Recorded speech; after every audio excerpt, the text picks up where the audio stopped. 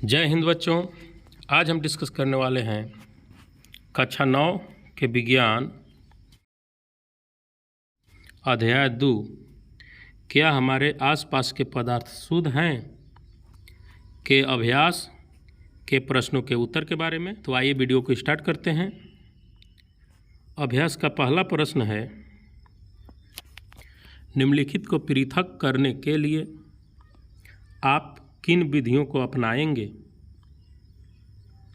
ए. Sodium chloride को जल के विलयन से पृथक करने में। बी. अमोनियम क्लोराइड को सोडियम क्लोराइड तथा अमोनियम क्लोराइड के विलयन को पृथक करने में।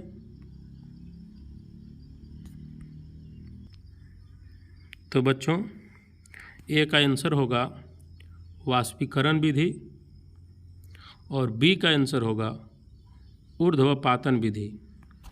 सी प्रश्न है, धातु के छोटे टुकड़े को कार के इंजन ऑयल से पृथक करने में किस विधि का उपयोग करेंगे? तो इसका आंसर होगा छानने की विधि। डी प्रश्न है, दही से मक्खन निकालने के लिए किस विधि का प्रयोग करेंगे? तो इसका आंसर होगा अपकेंद्रण विधि। ई प्रश्न है, जल से तेल निकालने के लिए किस विधि का प्रयोग करेंगे? तो इसका आंसर है किप पृथक्करण विधि। एफ प्रश्न है, चाय से चाय की पत्तियों को पृथक करने में किस विधि का उपयोग करेंगे? तो इसका आंसर होगा छानने की विधि।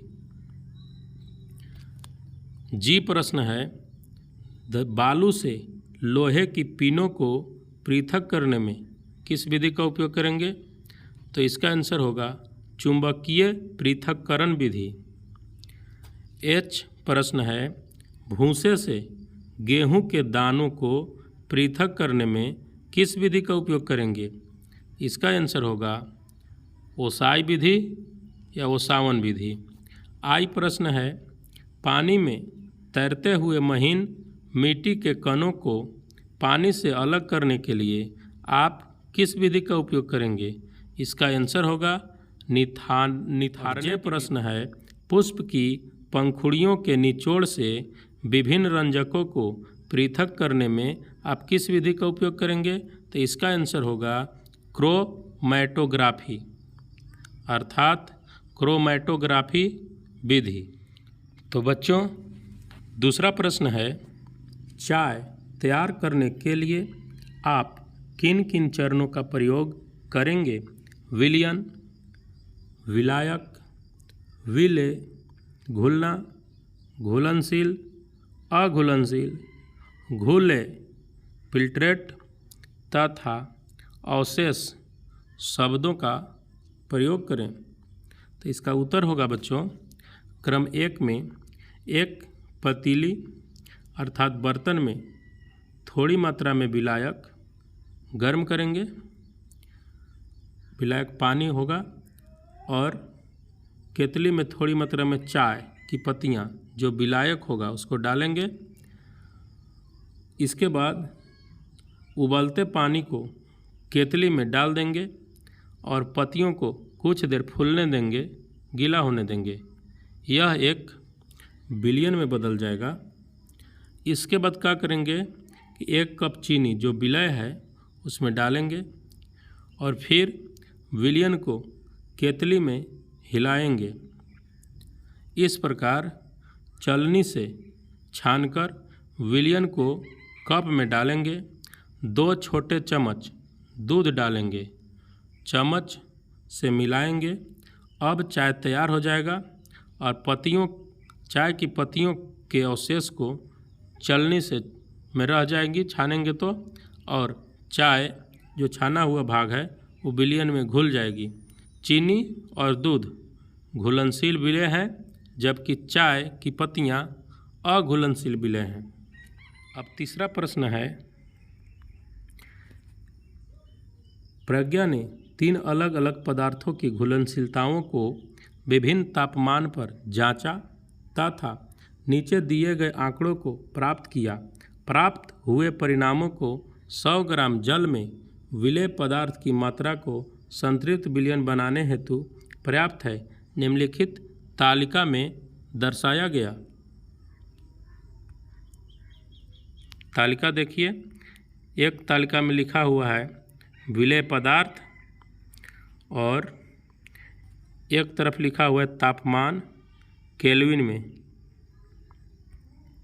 पोटेशियम नाइट्रेट का तापमान दिया हुआ है, सोडियम क्लोराइड का तापमान दिया हुआ है, पोटेशियम क्लोराइड का तापमान दिया हुआ है और अमोनियम क्लोराइड का तापमान दिया हुआ है। इस पर प्रश्न ये है कि 50 ग्राम जल में 373 केल्विन पर पोटेशियम नाइट्रेट के संतृप्त विलयन को प्राप्त करने हेतु कितने ग्राम पोटेशियम नाइट्रेट की आवश्यकता होगी। तो बच्चों, इसका आंसर होगा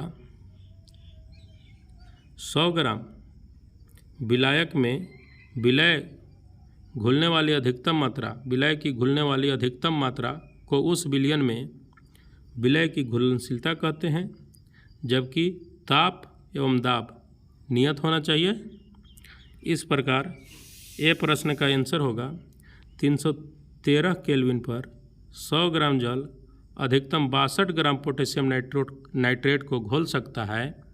इसलिए 313 केल्विन पर 50 ग्राम जल अधिकतम 31 ग्राम पोटेशियम नाइट्रेट को घोलेगा, ये अर्थात 62 ग्राम का आधा। दूसरा प्रश्न है प्रज्ञा 353 केल्विन पर पोटेशियम क्लोराइड का एक संतृप्त विलयन तैयार करती है और विलयन को कमरे के तापमान पर ठंडा होने के लिए छोड़ देती है। जब विलयन ठंडा होगा तो वह क्या अवलोकित करेगी, स्पष्ट करें। तो बच्चों, इसका आंसर होगा कक्षीय तापमान पर अर्थात कमरे के तापमान पर 20 डिग्री सेंटीग्रेड जो तापमान दिया हुआ है, तो 20 डिग्री सेल्सियस को जब हम केल्विन इकाई में बदलेंगे तो 293 केल्विन होगा। कहा है कि 0 डिग्री सेल्सियस के बराबर 273 केल्विन होता है, तो 20 उसको में प्लस करेंगे तो 273 केल्विन आएगा।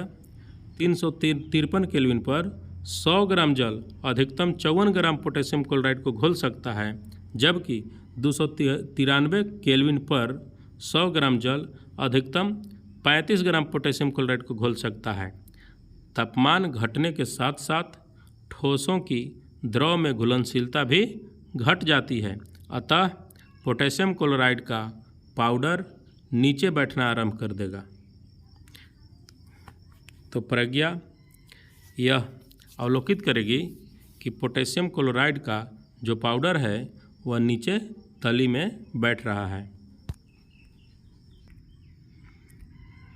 सी प्रश्न है 293 केल्विन पर प्रत्येक लवण की घुलनशीलता का परिकलन करें। इस तापमान पर कौन सा लवण सबसे अधिक घुलनशील होगा। तो बच्चों, इसका आंसर होगा 20 डिग्री सेंटीग्रेड अर्थात 272 और 20 यहाँ 273 होगा। 20 प्लस 273 293 केल्विन। पोटेशियम नाइट्रेट की घुलनशीलता 32 ग्राम, सोडियम क्लोराइड की घुलनशीलता 36 ग्राम, पोटेशियम क्लोराइड की घुलनशीलता 35 ग्राम, अमोनियम क्लोराइड की घुलनशीलता 24 ग्राम। 20 डिग्री सेल्सियस सोडियम क्लोराइड की घुलनशीलता अधिकतम होती है। डी प्रश्न है तापमान में परिवर्तन से लवण की घुलनशीलता पर क्या प्रभाव पड़ता है। तो बच्चों, इसका आंसर होगा तापमान बढ़ने पर ठोसों की द्रव में घुलनशीलता बढ़ती है और तापमान घटने पर घटती है, जबकि तापमान बढ़ने से द्रव में गैसों की घुलनशीलता घटती है और तापमान घटने पर बढ़ती